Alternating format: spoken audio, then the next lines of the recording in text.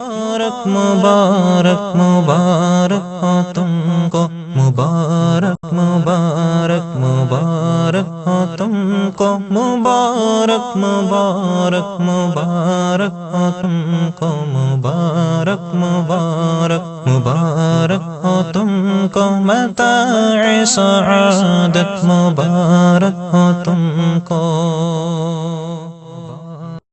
لبيك لا شريك لك لبيك إن الحمد والنعمة لك والملك لا شريك لك لبيك اللهم لبيك لبيك لا شريك لك لبيك إن الحمد والنعمة لك والملك لا شريك لك۔ مولانا حسین احمد ملی رحمت اللہ علیہ ایک تعارفی خاکہ 1946 تا 13 نومبر 2015 بروز جمعہ۔ معلم الحجاج مولانا حسین احمد ملی مرحوم کا پورا نام حسین احمد ابن حاجی نور محمد تھا۔ آپ انڈیا کے صوبہ مہاراشٹر میں ناسک ضلع کے ایک صنعت پارچہ بافی کے لیے مشہور شہر مالیگاؤں میں 1946 میں پیدا ہوئے۔ آپ کے والد نور محمد بابو سیٹ چونے والے کے نام سے مشہور تھے اور محلہ بھی چونا بھٹی کہلاتا ہے۔ آپ کے خاندان نے صوبہ اتر پردیش سے ہجرت کر کے مالیگاؤں سکونت اختیار کر لی تھی۔ آپ نے 1973 میں مالیگاؤں شہر کے ہی مہاراجہ سیا جی رائے گائیکواڑ کالج سے بی.کام کی ڈگری حاصل کی۔ اس دوران آپ ٹائپ رائٹنگ ڈپلومہ اور لوکل سیلف گورنمنٹ ڈپلومہ سے بھی سرفراز کیے جا چکے تھے۔ اس سے قبل 1965 میں مہد ملت سے فراغت کے بعد صوبہ مہاراشٹر سے جامعہ ازہر مصر میں اعلیٰ تعلیم کے لیے جن دو طلبہ کا انتخاب ہوا ان میں سے ایک مولانا حسین احمد ملی بھی تھے، لیکن اس دوران عرب اسرائیل تنازع شروع ہو گیا اور مصر عربوں کی قیادت کر رہا تھا، اس لیے مولانا حسین احمد ملی جامعہ ازہر مصر نہیں جا سکے اور LSGD ڈپلومہ کی بنیاد پر مالیگاؤں میونسپل میں ملازم ہو گئے۔ والد کے منع کرنے پر آپ نے بعد میں یہ ملازمت چھوڑ دی۔ اس کے بعد auditor and chartered accountant course میں داخلہ لے کر ممبئی میں چند سالوں تک تعلیم حاصل کرتے رہے۔ اسی اثنا اپنے اساتذہ مولوی محمد عثمان وغیرہ سے ملاقات کے لیے گئے اور پوچھے جانے پر اپنی تعلیمی مصروفیات اور مستقبل کے عزائم کے بارے میں بتایا تو اساتذہ نے بینکنگ اور سرکاری ملازمت سے کنارہ کشی کا مشورہ دیا، جس کو قبول کرتے ہوئے انہوں نے اپنے تعلیمی سفر کو اسی جگہ ختم کیا اور مالیگاؤں شہر واپس آ کر مدرسہ مہد ملت میں انگریزی زبان کے مدرس ہو گئے۔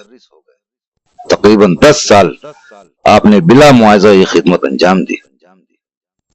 1969 میں ایک علمی خاندان کے مولوی صوبان کی دختر اور عالمہ طاہرہ صوبان سے آپ کی شادی ہو چکی تھی۔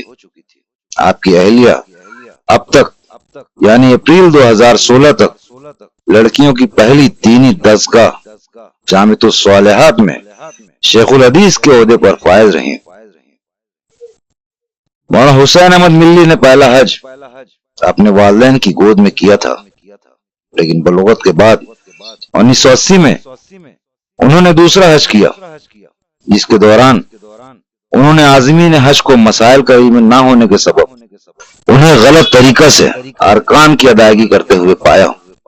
بس انہیں یہ خیال پیدا ہوا کہ اس وقت تک زندگی میں صرف ایک بار ادا کیا جانے والا فرض بھی اگر لوگ ضائع کر دیں تو اس مشقت اور اسراف کا کیا فائدہ ہوگا۔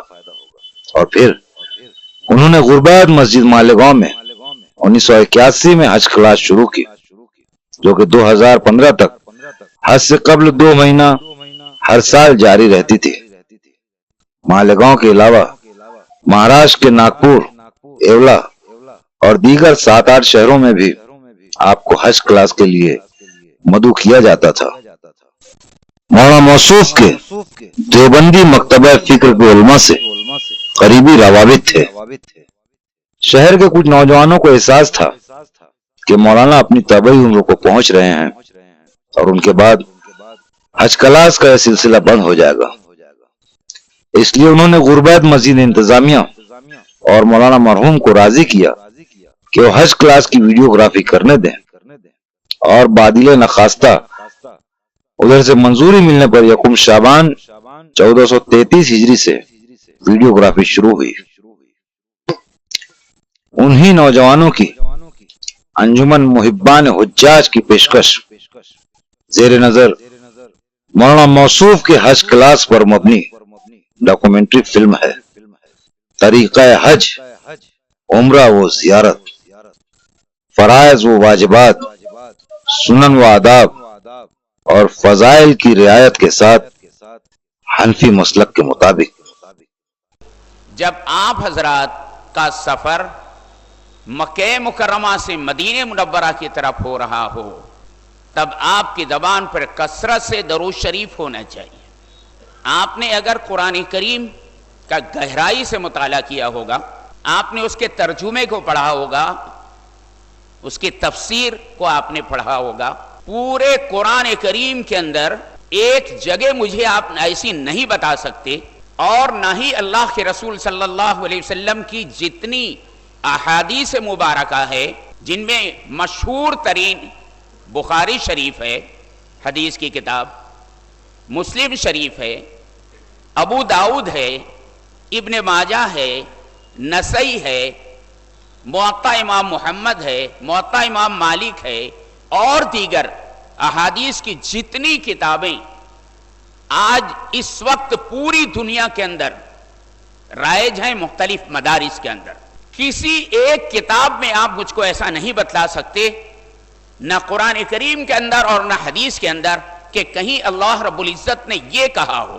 کہ اے ایمان والو تم نماز پڑھا کرو اس لیے کہ میں بھی نماز پڑھتا ہوں۔ کہیں نہیں ملے گا آپ کو۔ قرآن نماز کے تعلق سے تقریباً 700 مقامات پر موجود ہے، لیکن ایک جگہ آپ نہیں بتلا سکتے کہ کہیں اللہ رب العزت نے یہ کہا ہو کہ ایمان والو تم نماز پڑھا کرو اس لیے کہ میں بھی نماز پڑھتا ہوں، اے ایمان والو تو رمضان مبارک کے روزے رکھا کرو اس لیے کہ میں بھی روزہ رکھتا ہوں، اگر تم صاحب نصاب ہو اپنے مال کی زکوٰۃ ادا کرتے ہو تو اے ایمان والو زکوٰۃ ادا کیا کرو اس لیے کہ میں بھی زکوٰۃ دیتا ہوں، تم صاحب استطاعت ہو عمر بھر میں تمہارے اوپر ایک مرتبہ حج کا کرنا فرض ہے، اے ایمان والو تم حج کرو اس لیے کہ میں بھی حج کرتا ہوں۔ کہیں نہ قرآن کریم میں ملے گا آپ کو اور نہ اللہ کے رسول صلی اللہ علیہ وسلم کی پاک احادیث کے اندر ملے گا۔ کوئی عمل ایسا نہیں ملے گا جس میں اللہ رب العزت نے یہ کہا ہو کہ تم اس کام کو کرو اس لیے کہ میں بھی کرتا ہوں، سوائے درود شریف کے۔ قرآن کریم کی باقاعدہ آیت ہے ان اللہ وملائکتہ یصلون علی النبی یا ایھا الذین آمنوا صلوا علیہ وسلموا تسلیما، بے شک اللہ اور اس کے فرشتے، ان اللہ وملائکتہ یصلون علی النبی، اللہ اور اس کے فرشتے اللہ کے رسول صلی اللہ علیہ وسلم پر درود و سلام بھیجتے ہیں، پس اے ایمان والو تم بھی اللہ کے رسول صلی اللہ علیہ وسلم پر درود بھیجا کرو۔ صرف اور صرف یہی ایک عمل ہے جس میں اللہ نے کہا کہ اس کام کو میں بھی کرتا ہوں اور میرے سارے فرشتے بھی کرتے ہیں۔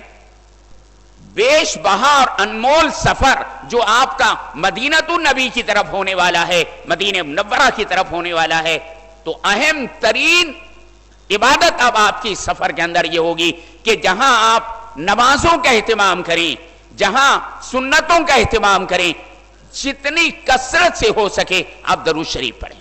تو یہ عظیم الشان کام درود شریف کا پڑھنا، جس میں اللہ نے کہا اس عمل کو میں بھی کرتا ہوں، میرے فرشتے بھی کرتے ہیں، پس اے ایمان والو تم بھی کرو۔ میرے پاس جبریل امین علیہ السلام تشریف لائے اور انہوں نے میری امت کے لیے بشارت سنائی، من صلی علیہ مرۃ واحدہ صلی اللہ علیہ عشر مرہ، جو ایک مرتبہ مجھ پر درود شریف پڑھے گا اللہ تعالیٰ اس پر 10 رحمتیں نازل کرے گا۔ اس کے 10 گناہ معاف کیے جائیں گے، اس کے 10 درجات کو بلند کیا جائے گا۔ میری امت کو یہ شرف اللہ کی طرف سے جو ملا، مجھ سے پہلے کسی امت کو نہیں ملا، اس لیے میں نے اللہ کی بارگاہ میں سجدہ شکر ادا کیا۔ نہ صرف یہ کہ 10 رحمتیں آپ پر نازل ہوتی ہیں، آپ کے 10 گناہ معاف کیے جاتے ہیں، آپ کے 10 درجات بلند کیے جاتے ہیں۔ تو میں یہ کہہ رہا تھا کہ اس سفر کے اندر جو مدینہ منورہ کی طرف ہو رہا ہے، جہاں فرائض کا اہتمام کیا جائے، جہاں سنن کا اہتمام کیا جائے، اس کے ساتھ ساتھ کثرت سے درود شریف پڑھا جائے، یہ آپ کے لیے علی درجات کا سبب بنے گا۔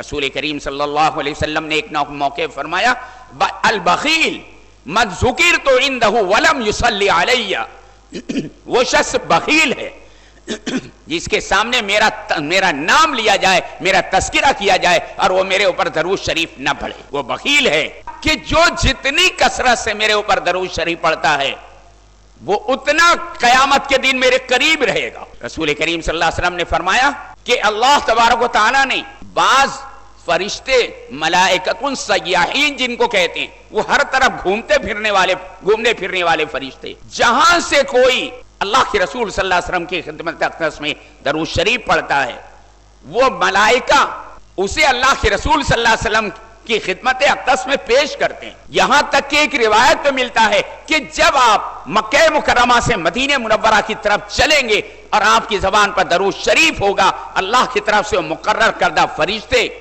ابھی تو آپ راستے میں ہیں، آپ مدینہ منورہ نہیں پہنچے، وہ فرشتے آپ کے نام کے ساتھ اللہ کے رسول صلی اللہ علیہ وسلم کی خدمت میں آپ کا درود شریف پہنچاتے ہیں کہ فلاں ابن فلاں نے اللہ کے رسول یہ ہدیہ بھیج۔ آپ کے پہنچنے سے پہلے آپ کا نام اللہ کے رسول صلی اللہ علیہ وسلم کی خدمت میں پہنچ گیا۔ میں نے آپ حضرات کو بتلایا تھا کہ مسجد نبوی کی ایک ایک انچ جگہ بہت قیمتی ہے۔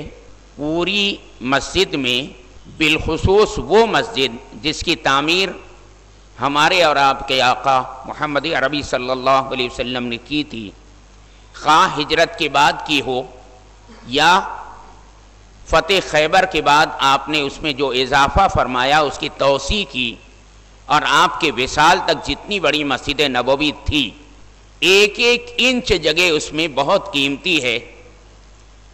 کوئی جگہ آپ اس کے اندر ایسی نہیں بتلا سکتے جہاں رسول کریم صلی اللہ علیہ وسلم نے یا صحابہ کرام نے نمازوں کا اہتمام نہ کیا ہو، کوئی جگہ ایسی نہیں۔ لیکن اس میں 8 رحمت والے ستون بالخصوص بہت ہی زیادہ قیمتی ہیں، جہاں آپ حضرات کو پہنچ کر کم از کم 2 رکعت نماز کا اہتمام کرنا چاہیے۔ اگر فرض نماز وہاں پڑھنے کا موقع مل جائے تو یہ بہت بڑی نعمت آپ کو حاصل ہو جائے گی۔ اگر فرض نماز نہ صحیح، کم از کم نوافل کا ہی اہتمام آپ وہاں پہنچ کر لیں۔ ان میں سے 6 رحمت والے ستون کا تذکرہ کل میں نے کیا تھا۔ استوان حنانہ جس کے سامنے ہمارے آقا صلی اللہ علیہ وسلم کا مصلی تھا اور جہاں کھڑے رہ کر آپ 5 وقت کی نماز پڑھاتے تھے۔ استوان عائشہ جس کے سامنے کھڑے رہ کر تقریباً 15-16 روز تک تحویل قبلہ کی آیت نازل ہونے کے بعد جب بیت المقدس کی بجائے خانہ کعبہ کو قبلہ قرار دے دیا گیا تو اس جگہ استوان عائشہ کے سامنے کھڑے رہ کر رسول کریم صلی اللہ علیہ وسلم 15-16 روز تک صحابہ کرام کو نماز پڑھاتے رہے، اور اس کے بعد آپ نے اپنے مصلی کے لیے استوان حنانہ کے سامنے جگہ کا انتخاب فرمایا۔ استوان عائشہ کی بائیں جانب استوان ابو لبابہ ہے، یہ بھی بڑی اہم اور بڑی قیمتی جگہ ہے۔ عام طور پر مہاجر صحابہ جو مکہ مکرمہ سے ہجرت کر کے مدینہ منورہ پہنچے تھے، اس استوانے کے پاس، اسی کے قریب وہ نمازوں کا اہتمام کیا کرتے تھے، اور اسی ستون کی لائن میں رسول کریم صلی اللہ علیہ وسلم کے اس حجرے سے متصل جس میں ام المومنین حضرت عائشہ صدیقہ رضی اللہ عنہا رہا کرتی تھی، وہ جو ستون ہے اسے استوان سریر کہا جاتا ہے۔ اس کے قریب رسول کریم صلی اللہ علیہ وسلم ہر سال اخیر عشرے کا رمضان المبارک میں اعتکاف کرتے تھے، اور ایک مرتبہ ایسا بھی ہوا ہے کہ آپ نے استوان ابو لبابہ کے پاس بھی اعتکاف کیا ہے. کبھی آپ کا اعتکاف 1 عشرے کا رہا، کبھی 2 عشرے کا بھی آپ نے اعتکاف کیا، اور 1 سال آپ نے پورے رمضان کا بھی اعتکاف کیا. تو استوان سریر یہ آپ کا معتکف تھا، اسی جگہ آپ اعتکاف کیا کرتے تھے. اس کے شمالی جانب استوان حرس ہے یا استوان علی ہے، جہاں کھڑے رہ کر حضرت علی رضی اللہ عنہ عام طور پر رات میں پہرا دیتے تھے کہ کوئی دشمن اللہ کے رسول صلی اللہ علیہ وسلم کے گھر میں داخل ہو کر آپ کو اذیت نہ پہنچائے، اس لیے کہ عام طور پر ازواج مطہرات کے حجرے بغیر کواڑ اور بغیر دروازے کے تھے، سوائے ام المومنین عائشہ صدیقہ رضی اللہ عنہ کے. ان کا ایک حجرہ ایسا تھا جس میں 4.5 فٹ لمبا، 1.25 فٹ چوڑا 1 کواڑ والا دروازہ تھا. اور اسی حجرے میں حضرت فاطمہ سے 5 اولاد پیدا ہوئی تھی. بڑے بیٹے حضرت حسن ابن علی تھے، ان سے چھوٹے حسین ابن علی سے، اور ایک بیٹے جن کا نام محسن تھا. یہ 3 بیٹے حضرت فاطمہ سے اسی حجرے میں پیدا ہوئے، اور 2 بیٹیاں تھیں، ایک کا نام ام کلثوم تھا اور ایک کا نام خدیجہ تھا. 5 اولاد حضرت فاطمہ سے اسی حجرے کے اندر پیدا ہوئی تھی. تو حضرت علی کا مکان چونکہ استوان حرس سے قریب پڑتا تھا، اس لیے یہ خدمت عام طور پر حضرت علی کیا کرتے تھے. اور اس کی شمالی جانب جو ایک ستون ہے استوان وفود، یہاں پر مختلف علاقوں سے جو لوگ اسلام کے بارے میں معلومات حاصل کرنے کے لیے وفد بنا کر آیا کرتے تھے، تو رسول کریم صلی اللہ علیہ وسلم انہیں وہی ٹھہراتے تھے، اور خود آپ ان کے درمیان تشریف لاتے تھے، اور پھر ان کے سامنے اسلامی تعلیمات پیش کرتے تھے، قرآن کریم کی آیات انہیں سنایا کرتے تھے، اور جس کے نتیجے میں عام طور پر آنے والے وفود اور اس کے افراد اسلام میں داخل ہو جاتے تھے. اور جن صحابہ کرام کو اللہ کے رسول صلی اللہ علیہ وسلم نے مختلف علاقوں کی طرف دعوت و تبلیغ کے سلسلے میں روانہ کیا، ان کو آخری ہدایتیں بھی آپ اسی ستون کے پاس دیا کرتے تھے. یہ 6 رحمت والے ستون ہیں. ایک رحمت والا ستون استوان جبریل ہے، جس کے متعلق میں نے اس سے پہلے آپ کو بتلایا تھا. اسی جگہ پر وہ حدیث جبریل پیش آئی تھی، جب حضرت جبریل امین علیہ السلام انسانی شکل میں وہاں تشریف لائے تھے. انتہائی حسین و جمیل خوبصورت چہرہ، سرمگی آنکھیں، سیاہ زلفی بال، صاف شفاف لباس پہنے ہوئے. صحابہ ان کو دیکھ کر حیران رہ گئے تھے کہ آنے والا اجنبی کون ہے، ہم نے ان کو کبھی نہیں دیکھا. وہ اجنبی شخص آیا، آپ کو سلام کیا، مصافحہ کیا، اور عین اس طرح سامنے بیٹھ گیا کہ اللہ کے رسول صلی اللہ علیہ وسلم کے دونوں گھٹنے سے، رسول کریم صلی اللہ علیہ وسلم کے دونوں گھٹنوں سے اس اجنبی شخص نے اپنے دونوں گھٹنے ملا دیے. اور اس منظر کو دیکھ کر جتنے صحابہ وہاں موجود تھے سب کو ناگوار گزرا کہ یہ کون گستاخ آ گیا. ہم تو ادب کی وجہ سے دور بیٹھتے ہیں، اور یہ آنے والا اجنبی اس طرح آ کر بیٹھ گیا کہ اپنے دونوں گھٹنے اللہ کے رسول صلی اللہ علیہ وسلم کے گھٹنوں سے ملا دیے، اور آتے ہی اس سے سوالات کرنا شروع کیا. رسول کریم صلی اللہ علیہ وسلم جب اس سوال کا جواب دیتے تھے تو وہ سائل اس کی تصدیق کرتا تھا کہ آپ نے سچ فرمایا، ایسا ہی ہے. تو صحابہ کو اور حیرت ہوتی تھی کہ سوال بھی کرتا ہے اور جواب سننے کے بعد تصدیق بھی کرتا ہے کہ آپ نے جو ارشاد فرمایا وہ صحیح، گویا اس کو پہلے سے جواب معلوم ہے. تو یکے بعد دیگرے وہ آنے والا اجنبی سوال کرتا گیا، اللہ کے رسول صلی اللہ علیہ وسلم جواب دیتے گئے، اور ہر جواب کو سننے کے بعد اس نے تصدیق کی. اور سب سے اخیر میں جو سوال کیا وہ یہ تھا، اللہ کے رسول یہ ارشاد فرمائے وَمَا الْإِحْسَانِ، احسان کیا ہے؟ تو آپ نے فرمایا أَن تَعْبُدِ اللَّهَ كَأَنَّكَ تَرَاهُ فَإِن لَّمْ تَكُن تَرَاهُ فَإِنَّهُ يَرَاكَ. تم اللہ کی عبادت اس طرح کرو گویا اللہ تم کو دیکھ رہا، اور اگر تم یہ تصور نہیں کر سکتے تو کم از کم یہ تصور کرو کہ اللہ تم کو دیکھ رہا ہے. زیادہ اہم تو یہ ہے کہ عبادت اس طرح کی جائے جیسے تم اللہ کو دیکھ رہے ہو. اگر تم یہ تصور نہیں کر سکتے تو کم از کم یہ تصور کرو کہ اللہ تم کو دیکھ رہا ہے. اس کو احسان کہتے ہیں. اس سائل نے کہا کہ آپ نے سچ فرمایا. اور اس کے بعد وہ اٹھا, سلام کیا, رسول کریم صلی اللہ علیہ وسلم سے مصافحہ لیا اور وہ اجنبی شخص واپس جانے لگا. رسول کریم صلی اللہ علیہ وسلم نے صحابہ کرام سے پوچھا, جانتے ہو یہ کون ہے؟ صحابہ کرام نے کہا, اللہ و رسول عالم, اللہ اور اس کے رسول بہتر جانتے ہیں. تب رسول کریم صلی اللہ علیہ وسلم نے فرمایا, یہ جبرائیل علیہ السلام تھے جو تم کو تمہارا دین سکھانے کے لیے آئے تھے. جب صحابہ کرام کو یہ پتہ لگا کہ یہ سائل, یہ آنے والا اجنبی جبریل امین تھے, تو صحابہ نے پلٹ کر دیکھا. اس وقت جبرائیل علیہ السلام اس دروازے سے نکل رہے تھے جس کو باب جبریل کہا جاتا ہے. اور 8واں رحمت والا ستون استوان تہجد ہے. حضرت عمر ابن عبدالعزیز رحمت اللہ علیہ نے اپنے زمانے میں جب ام المومنین عائشہ صدیقہ رضی اللہ عنہ کا حجرہ, جس میں حضرت عائشہ صدیقہ رضی اللہ عنہ رہا کرتی تھی, آپ کے وصال کے بعد اسی حجرے کے اندر حضرت صدیق اکبر کی قبر بنی تقریباً 2 سال 3 مہینے کے بعد. اور پھر اسی حجرے کے اندر حضرت عمر رضی اللہ عنہ کی شہادت کے بعد 10 سال 6 مہینہ 8 دن یہ حضرت عمر کا دور خلافت ہے. جب وہ شہید کر دیے گئے تو حضرت عمر رضی اللہ عنہ کو بھی اسے حجرے کے اندر دفن کیا گیا تھا.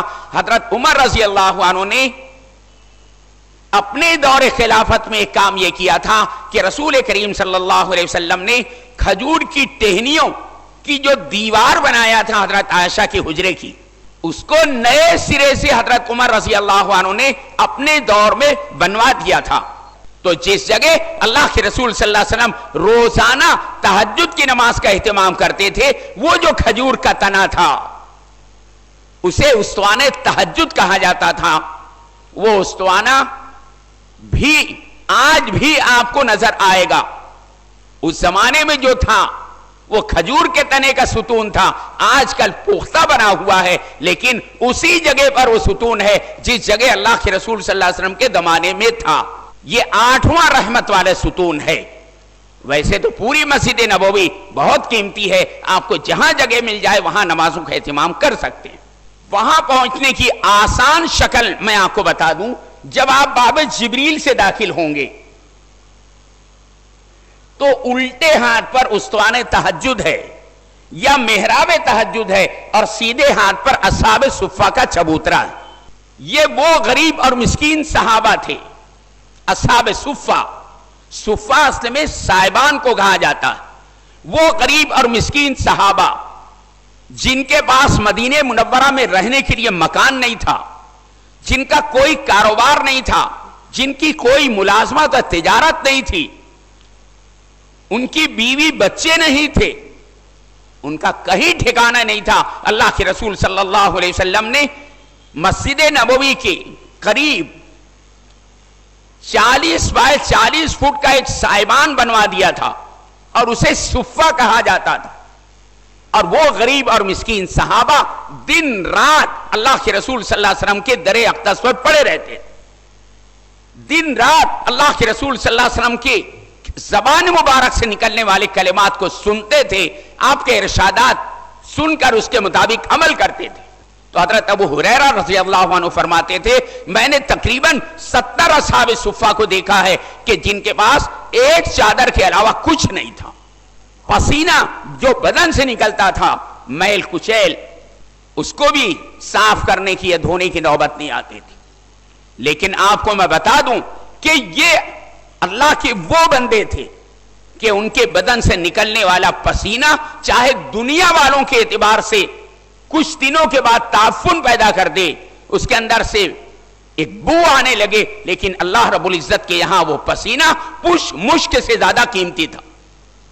یہ وہ اشعث اور اغبر لوگ تھے وہ پراگندہ بالوں والے, پراگندہ حال والے, میلے کچیلے کہ جب کسی بات پر اللہ کے سامنے قسم کھا لے تو اللہ ان کی قسم کی لاج رکھتا تھا اور اسے پورا کر دیتا تھا. حضرت رسول کریم صلی اللہ علیہ وسلم انہیں تسلی دیا کہتے تھے کہ اگر تمہیں یہ معلوم ہو جائے کہ اللہ رب العزت نے تمہارے لیے کیا کیا انعامات مقرر کر رکھے ہیں تو تم تمنا کرو گے کہ ہماری یہ پریشان حالی اور زیادہ بڑھ جائے. تو وہ 40 بائے 40 فٹ کا سائبان جس کو صفہ کہا جاتا ہے, اللہ کے رسول صلی اللہ علیہ وسلم نے اپنے انہی غریب اور مسکین صحابہ کے لیے بنایا تھا جن کا کوئی ٹھکانہ مدینہ منورہ میں نہیں تھا. اور وہ چبوترا آج بھی موجود ہے, اسے اصحاب صفہ کا چبوترا کہتے ہیں. اس کے کنارے جو حصہ بنا ہوا ہے وہاں مسجد نبوی کے خدام بیٹھتے ہیں اور اس چبوترے پر عام طور پر حجاج کرام بیٹھ کر قرآن کریم کی تلاوت کرتے ہیں. اللہ توفیق دے آپ لوگوں کو تو آپ لوگ بھی اس جگہ پہنچ جائیں. چھوٹی سی جگہ ہے لیکن بڑی قیمتی جگہ ہے. ایک طویل عرصے تک اللہ کے وہ نیک اور صالح بندے اس پر عبادت کرتے رہے ہیں جنہیں اصحاب صفہ ہونے کا شرف حاصل. جیسے ہی آپ باب جبریل سے داخل ہوں گے تو سیدھے ہاتھ پر اصحاب صفہ کا چبوترا ہے, الٹے ہاتھ پر استوان تہجد ہے, محراب تہجد, جہاں کھڑے رہ کر رسول کریم صلی اللہ علیہ وسلم تہجد کی نماز پڑھتے تھے.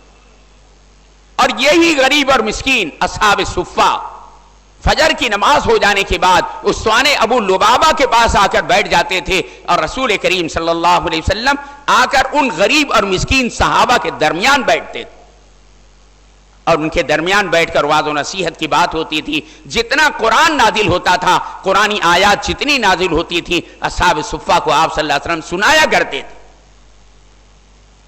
بڑی قیمتی جگہ ہے. جس طرح اور رحمت والے 8 ستون ہیں جن کے بارے میں نے کہا کہ کم از کم آپ لوگ کوشش کریں کہ وہاں پہنچ کر 2 رکعت نماز کا اہتمام ہو جائے, اسی طرح اصحاب صفہ کا جو چبوترا ہے اس پر بھی پہنچ کر آپ لوگ چاہے نماز کا وقت ہے تو نماز کا اہتمام کر لیں, وہ وقت نہیں ہے تو کم از کم قرآن کریم کی تلاوت کریں. آج بھی بے شمار لوگ آپ کو وہاں نظر آئیں گے اس چبوترے پر بیٹھ کر قرآن کی تلاوت کرتے ہوئے. اللہ کے رسول صلی اللہ علیہ وسلم کی خدمت اقدس میں تو آپ کو روزانہ ہو سکے تو 5 وقت, نہیں تو کم از کم 2 مرتبہ 3 مرتبہ, تو بہرحال آپ حضرات کو چاہیے کہ آپ کی خدمت اقدس میں پہنچ کر آپ کی خدمت میں سلام پیش کیا کریں, اور اسی طرح حضرات شیخین حضرت ابوبکر صدیق اور حضرت عمر کی خدمت میں سلام پیش کریں. اللہ کے رسول صلی اللہ علیہ وسلم نے ارشاد فرمایا, من تطہر فی بیتہ ثم اتى مسجد قباء فصلى رکعتین کان کمن ادى عمرہ او کما قال علیہ الصلوۃ والسلام, جو شخص اپنے گھر سے وضو کر کے مسجد قباء آئے اور وہاں 2 رکعت نماز ادا کرے, کان کمن ادى عمرہ, گویا اس نے ایک عمرہ ادا کیا. مکہ مکرمہ میں جو لوگ ہیں اور وہ وہاں قیام کے درمیان عمرہ کرنا چاہتے ہیں تو ان کے لیے موقع ہے, وہ حدود حرم کے باہر چلے جاتے ہیں عمرے کی نیت سے احرام باندھ کر اور لبیک اللہم لبیک پڑھتے ہوئے حرم شریف پہنچ کر بیت اللہ کے گرد 7 چکر طواف کر لیتے ہیں, اس کی 2 رکعت واجب الطواف پڑھ لیتے ہیں, ملتزم کی دعا کر کے زمزم پی کر 90 مرتبہ حجر اسود کا استلام کر کے صفا مروہ کے درمیان 7 چکر سعی کر لیتے ہیں, پھر 2 رکعت نماز نفل پڑھ کے بال کٹوا لیتے ہیں, ایک عمرہ پورا ہو جاتا. تو اہل مکہ ان کو عمرہ کرنے کا موقع ہے اس لیے کہ مکہ مکرمہ میں بیت اللہ ہے, لیکن اللہ رب العزت نے اہل مدینہ کو بھی اس شرف سے محروم نہیں کیا. وہاں بیت اللہ نہیں ہے لیکن جو شخص مسجد قباء پہنچ کر 2 رکعت نماز نفل ادا کرے گا اسے 1 عمرے کا اجر اور ثواب ملتا ہے. حدیث کے اندر آیا کہ اللہ کے رسول صلی اللہ علیہ وسلم مدینہ منورہ میں جب آپ کا قیام ہوتا تھا تو ہر ہفتہ یوم السبت یعنی سنیچر کے روز ماشین اور راکبن, کبھی پیدل اور کبھی سواری پر بیٹھ کر آپ مسجد قباء تشریف لے جاتے تھے اور وہاں جا کر 2 رکعت نماز ادا کرتے تھے. اسی طرح ہر سال رمضان المبارک میں 17ویں روزے کو یعنی جسے یوم البدر کہا جاتا ہے، جب کفر اور اسلام کی پہلی مارکہ آرائی ہوئی تھی میدان بدر میں 17 رمضان المبارک 2 ہجری کو رسول کریم صلی اللہ علیہ وسلم ہر سال 17 رمضان المبارک کو مسجد قباء جایا کرتے تھے اور وہاں جا کر نماز کا اہتمام کرتے تھے، اور درمیان میں بھی جب جب موقع ملتا تھا آپ وہاں پہنچتے تھے۔ حضرت عمر رضی اللہ عنہ کا قول ہے، اپنے دور خلافت میں جب حضرت عمر رضی اللہ عنہ وہاں پہنچے تو انہوں نے مسجد قباء میں کسی کو نہیں پایا تو سخت صدمہ ہوا، اور حضرت عمر رضی اللہ عنہ نے اس سے کہا کہ وہ منظر آج بھی میری نظروں کے سامنے ہے جب اس مسجد کی تعمیر کے لیے اللہ کے رسول صلی اللہ علیہ وسلم بحیثیت ایک مزدور کے بڑے بڑے وزنی پتھر اٹھا اٹھا کر لاتے تھے۔ اس مسجد کی تعمیر میں اللہ کے رسول صلی اللہ علیہ وسلم نے بذات خود حصہ لیا ہے۔ حضرت عمر نے کہا وہ منظر آج بھی میری نظروں کے سامنے گھوم رہا ہے، اور اس کے بعد کہا کہ اللہ کا احسان ہے کہ اللہ رب العزت نے اس مسجد کو ہمارے اتنے قریب بنایا، اگر یہ مسجد دنیا کے کسی کونے میں بھی ہوتی تو وہاں 2 رکعت نماز پڑھنے کا شرف حاصل کرنے کے لیے ہم اپنی اونٹنیوں کے کلیجے فنا کر ڈالتے۔ اس زمانے میں تو سفر جو ہوتا تھا اونٹ کے اوپر بیٹھ کر ہی ہوتا تھا، یا تو پیدل قافلے بنا کر ہوتا تھا یا گھوڑ سواری تھی، اس کے علاوہ تو سفر کا کوئی سادھن نہیں تھا اس زمانے میں۔ اور حضرت عمر رضی اللہ عنہ نے کہا یہ اللہ کا احسان ہے کہ یہ مسجد قباء ہمارے اتنی قریب بنائی گئی۔ کلثوم ابن حدم انصاری رضی اللہ عنہ کے مکان میں اللہ کے رسول صلی اللہ علیہ وسلم کو ٹھہرایا گیا، تقریباً 14 روز آپ کا اس میں قیام تھا۔ قبیلہ عمرو بن عوف کے سارے مکانات، چھوٹے چھوٹے مکانات تھے، اسی پورے علاقے کے اندر تھے۔ وہ حجرہ جس کو غرفت النبی کہا جاتا تھا، جس حجرے کے اندر رسول کریم صلی اللہ علیہ وسلم کو ٹھہرایا گیا تھا قباء نامی بستی میں، یہ 1988 تک تھا۔ سب سے پہلا کام جو اللہ کے رسول صلی اللہ علیہ وسلم نے کیا وہ یہ کہ کلثوم ابن حدم انصاری رضی اللہ عنہ کی وہ زمین جہاں کھجوریں سکھائی جاتی تھی، رسول کریم صلی اللہ علیہ وسلم نے ارشاد فرمایا کہ ہم اس جگہ اللہ کے گھر کی تعمیر کریں گے۔ چنانچہ مسجد قباء کی تعمیر کرنے کا آپ نے فیصلہ کیا اسی جگہ پر جو حقیقتاً کلثوم ابن حدم انصاری رضی اللہ عنہ کی ملکیت تھی۔ یہ شرف ان کو حاصل ہوا کہ ہجرت کے بعد اللہ کے گھر کی پہلی جو تعمیر ہوئی ہے حضرت کلثوم ابن حدم انصاری رضی اللہ عنہ کی زمین پر کی گئی۔ جب یہ فیصلہ ہو گیا کہ اس میں یہاں مسجد بنانا ہے تو اس کی بنیاد کو کھودنے کا سلسلہ شروع ہوا۔ یہ دیکھیے، یہ سب سے پہلی تعمیر ہے مسجد قباء کی۔ کھجور کے 8 ستون تھے، ایک قطار میں 4 ستون۔ بس اتنی بڑی مسجد ہجرت کے بعد اللہ کے رسول صلی اللہ علیہ وسلم نے بنائی۔ اس زمانے میں بیت المقدس قبلہ تھا، اس لیے شمال کی طرف مصلی بنایا گیا تھا۔ یہ جگہ جو آپ دیکھ رہے ہیں اسی جگہ اللہ کے رسول صلی اللہ علیہ وسلم کی اونٹنی قصوہ آ کر بیٹھی تھی، یہ آپ کی اونٹنی بیٹھنے کی جگہ ہے۔ اس مسجد کی تعمیر کو اللہ کے یہاں اتنی قبولیت حاصل ہوئی، اتنی قبولیت حاصل ہوئی کہ وہیں پر قرآن کریم کی آیت نازل ہوئی، لَمَسْجِدٌ أُسِّسَ عَلَى التَّقْوَى مِنْ أَوَّلِ يَوْمٍ حَقٌّ أَن تَقُومَ فِيهِ۔ البتہ وہ مسجد جس کی بنیاد روز اول سے ہی تقوی پر رکھی گئی ہے وہ اس بات کا زیادہ حق رکھتی ہے کہ آپ اس میں نمازوں کا اہتمام کریں۔ اللہ کے رسول صلی اللہ علیہ وسلم سے کہا جا رہا ہے کہ البتہ یہ مسجد جو ہے جس کی روز اول سے ہی تقوی پر اس کی بنیاد رکھی گئی ہے، یہ زیادہ حق رکھتی ہے کہ آپ اس میں نمازوں کو قائم کریں۔ فیہ رجال یحبون ان یتطہروا واللہ یحب المطہرین، اس میں ایسے لوگ ہیں جو پاکیزگی کو پسند کرتے ہیں اور اللہ تبارک و تعالیٰ بھی پاکیزہ لوگوں کو پسند کرتا۔ یہ تعریف کی گئی اس آیت میں قبیلہ عمرو بن عوف کے لوگوں کی۔ جیسے ہی یہ آیت نازل ہوئی اللہ کے رسول صلی اللہ علیہ وسلم قبیلہ عمرو بن عوف کے درمیان پہنچے اور ان سے پوچھا تمہارا کون سا ایسا عمل ہے جس کی بنیاد پر اللہ رب العزت نے قرآن کریم کے اندر تمہاری تعریف کی ہے کہ وہ ایسے لوگ ہیں فیہ رجال یحبون ان یتطہروا، اس میں ایسے لوگ ہیں جو پاکیزگی کو پسند کرتے ہیں، اور اللہ رب العزت بھی پاکیزہ لوگوں کو پسند کرتا ہے۔ تو اللہ کے رسول صلی اللہ علیہ وسلم ان کے درمیان پہنچے اور ان سے پوچھا تمہارا کون سا ایسا عمل ہے جس کی بنیاد پر اللہ نے قرآن میں تمہاری تعریف کی؟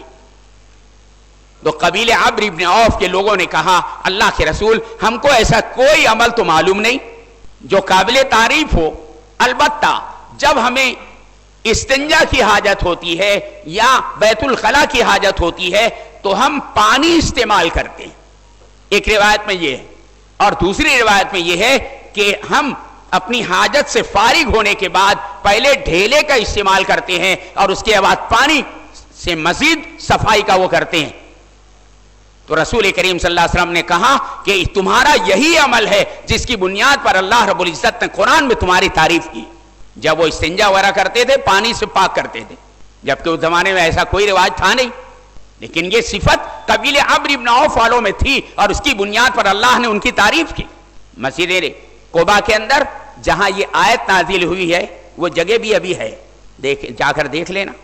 اور میں یہیں بیٹھے بیٹھے آپ کو ایک بات اور بتلا دوں کہ رسول کریم صلی اللہ علیہ وسلم نے مسجد قباء کی بنیاد کھودنے سے لے کر مسجد مکمل ہونے تک جو بحیثیت ایک مزدور کام کیا تھا، بڑے بڑے وزنی پتھر آپ خود اٹھا کر لاتے تھے، صحابہ کرام دوڑ پڑتے تھے اللہ کے رسول یہ پتھر آپ ہمیں دے دیں، تو کبھی تو آپ وہ پتھر ان کے دے دیتے تھے اور کبھی کہتے تھے اور دوسرے پتھر ہیں جاؤ تم وہ لے آؤ۔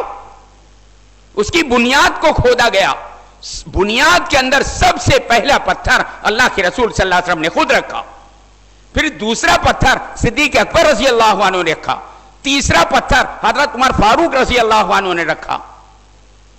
وہ مسجد قباء تعمیر ہوئی تقریباً 14 دن کے اندر، اور اتنے دنوں تک اللہ کے رسول صلی اللہ علیہ وسلم کا قیام اسی بستی میں تھا جسے عالیہ بھی کہا جاتا تھا، قباء بھی کہا جاتا تھا۔ مسجد قباء کی تعمیر مکمل ہونے کے بعد اس کے بعد آپ آگے چلنے کے لیے تیار ہوئے۔ قبیلے عمرو بن عوف کے تمام انصاری صحابی جمع ہو گئے، کہا کہ اللہ کے رسول ہم سے کیا قصور ہو گیا کہ آپ ہم کو چھوڑ کر جا رہے ہیں؟ آپ یہیں رہیں، ہماری ہر چیز آپ کے لیے ہے، ہمارا گھر بار، ہمارے باغات، ہماری ساری چیزیں آپ کے لیے ہیں، ہم آپ کی ہر طرح خدمت کے لیے تیار ہیں، آپ ہمیں چھوڑ کر کیوں جا رہے ہیں؟ کیا ہم سے کوئی غلطی ہو گئی جس کی بنیاد پر آپ یہاں سے روانہ ہو رہے ہیں؟ تمام انصاری آ کر خوشامد کر رہے ہیں، لیکن آپ صلی اللہ علیہ وسلم نے کہا کہ میری اونٹنی کو اللہ رب العزت نے وحی کے ذریعے بتا دیا ہے، یہ اونٹنی کہاں بیٹھے گی، اور جس جگہ یہ بیٹھ جائے گی اس کے قریب جس صحابی کا مکان ہوگا میں ان کا مہمان اور وہ میرے میزبان ہوں گے۔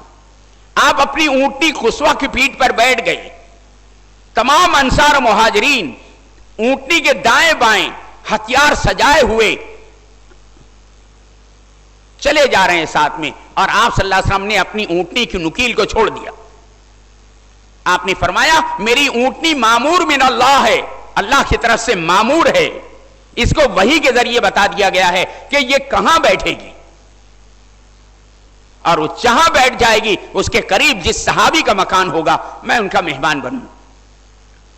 جب قباء نامی بستی سے آپ روانہ ہوئے تو سورج کافی اونچا ہو چکا تھا، قبیلے بنو نجار کی ننھی منی بچیاں استقبالیہ گیت گا رہی تھی، طلع البدر علینا من ثنیات الوداع وجب الشکر علینا ما دعا للہ داعی ایہا المبعوث فینا جیت بالامر المطاعی۔ یہ ننھی منی بچیاں دف بجا بجا کر آپ کا استقبالیہ گیت گا رہی تھی، اتنے شاندار طریقے سے استقبال ہوا ہے اس موقع پر کہ جس کا تذکرہ موسیٰ علیہ السلام پر نازل ہونے والی کتاب انجیل توریت کے اندر بھی ہے، عیسیٰ علیہ السلام پر نازل ہونے والی کتاب انجیل مقدس میں بھی اس کا تذکرہ ہے، اور دیگر بنی اسرائیل کے انبیاء پر جو مختلف صحائف نازل ہوئے تھے اس کے اندر بھی اس کا تذکرہ. جب زوال کا وقت ہوا، سورج سر پر آ گیا، اس وقت اللہ کے رسول صلی اللہ علیہ وسلم تمام صحابہ کے ساتھ وہاں پہنچے تھے جہاں قبیلہ عمرو بن عوف کے بھائی سالم بن عوف کا قبیلہ آباد تھا. جب آپ وہاں پہنچے وہیں جبریل امین علیہ الصلوۃ والسلام جمعہ کے احکامات لے کر نازل ہوئے. تو آپ صلی اللہ علیہ وسلم فوراً اپنی اونٹنی سے نیچے اترے اور قبیلہ سالم بن عوف کے اندر اسلامی تاریخ کا سب سے پہلا جمعہ اللہ کے رسول صلی اللہ علیہ وسلم نے صحابہ کرام کی معیت میں وہاں ادا کیا. 2 خطبے بھی دیے اور پھر جمعہ کی نماز آپ نے پڑھائی. ہجرت کے بعد پہلا جمعہ تھا جو آپ صلی اللہ علیہ وسلم نے صحابہ کرام کی معیت میں ادا کیا، اور جمعہ کی نماز کے سارے احکامات اسی جگہ پر آئے جہاں قبیلہ سالم بن عوف آباد تھا. چھوٹی سی مسجد بعد میں بن گئی تھی. آج کل ملک فہد کے زمانے میں، شاہ فہد کے زمانے میں آس پاس جو کھجور کے باغات تھے ان کو بھی خرید کر مسجد جمعہ کو کافی طویل و عریض اب بنا دیا گیا ہے. اللہ توفیق دے تو وہاں بھی پہنچ کر آپ حضرات کم از کم 2 رکعت نماز تحیۃ المسجد پڑھ لیں. اس مسجد کا نام مسجد جمعہ ہے. وہی اسلامی تاریخ کا سب سے پہلا جمعہ رسول کریم صلی اللہ علیہ وسلم نے ادا کیا تھا. اور وہاں سے جب آپ پھر اپنی اونٹنی پر بیٹھے تو آپ نے اس اونٹنی کی نکیل کو چھوڑ دیا. وہ اونٹنی خود بخود چلتی گئی. قبیلے بنو نجار جو خود اللہ کے رسول صلی اللہ علیہ وسلم کا ننیال تھا،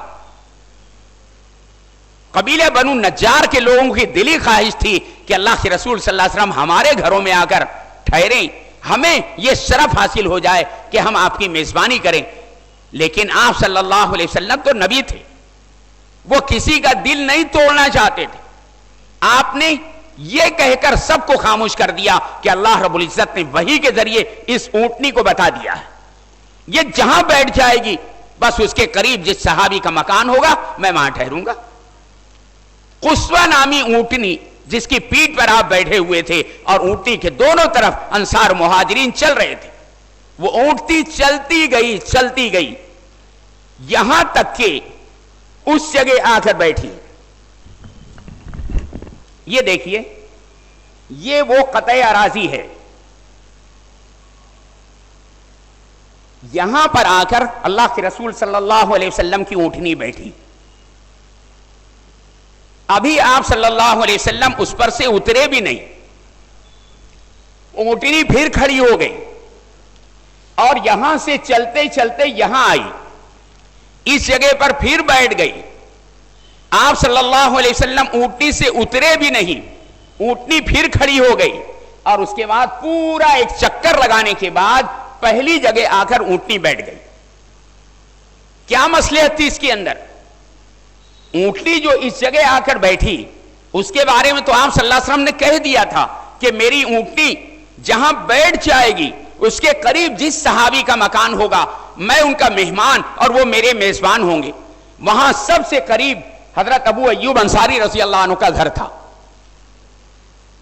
تو پہلی جگہ جو اونٹنی بیٹھی اس سے مراد وہی تھی کہ اس کے قریب چونکہ ابو ایوب انصاری رضی اللہ عنہ کا مکان ہے، لہذا آپ صلی اللہ علیہ وسلم کی میزبانی کا شرف ابو ایوب انصاری رضی اللہ عنہ کو حاصل ہوگا. لیکن ابھی اونٹنی سے آپ اترے بھی نہیں، اونٹنی پھر کھڑی ہو گئی اور اس جگہ جا کر بیٹھ گئی. اس وقت کوئی نہیں جانتا تھا، صحابہ کرام بھی نہیں جانتے تھے کہ اونٹنی یہاں کیوں آ کر بیٹھی. ابھی آپ اترے بھی نہیں، اونٹنی پھر کھڑی ہو گئی، پورا ایک چکر لگانے کے بعد اونٹنی اس جگہ آ کر بیٹھی. اللہ نے وحی کے ذریعے اس کو بتا دیا تھا. اس جگہ جو اونٹنی آ کر بیٹھی یہ وہ جگہ ہے جہاں اللہ کے رسول صلی اللہ علیہ وسلم کی قبر اطہر بننے والی تھی. قیامت تک اللہ کے رسول صلی اللہ علیہ وسلم کی آخری آرام گاہ جس جگہ بننے والی تھی اونٹنی اسی جگہ آ کے بیٹھی تھی. کوئی نہیں جانتا تھا کہ آپ صلی اللہ علیہ وسلم کا وصال ہوگا تو یہیں آپ کو دفن کیا جائے گا. फिर ऊंटनी जो पूरा एक चक्कर लगा के पहली जगह पर बैठी, उतनी जगह का ऊंटनी ने चक्कर लगाया जिसको जन्नत की क्यारी कहा जाता है। रौदतुम मिन रियादिल जन्नह, जन्नतुल फिरदौस का जो टुकड़ा है जो दुनिया में उतारा गया, और कयामत के दिन इस जगह को उसी तरह उठाकर जन्नत में मुंतकिल कर दिया जाएगा। वो पूरी जन्नत की क्यारी उस ऊंटनी ने पूरा एक चक्कर लगाया और पहली जगह आकर बैठ गए। और चूंकि यहां सबसे करीब हजरत अबू अय्यूब अंसारी रज़ी अल्लाह अन्हु का मकान था, हजरत अबू अय्यूब दौड़ते हुए आए, आपकी ऊंटनी पर से कुजावा उतारा और अपने घर लेकर चले गए। रसूल करीम सल्लल्लाहु अलैहि वसल्लम ने इरशाद फरमाया, हादा मंजिलुना इंशाअल्लाह, इंशाअल्लाह हमारी यही मंजिल हो। तो बहरहाल रसूल करीम सल्लल्लाहु अलैहि वसल्लम ने इस जगह मस्जिद नबवी की तामीर का फैसला किया, और उसके बाद आपने सहाबे किराम की मायत में जमीन को हमवार करने के बाद पहले उसकी बुनियादों को खुदवाया।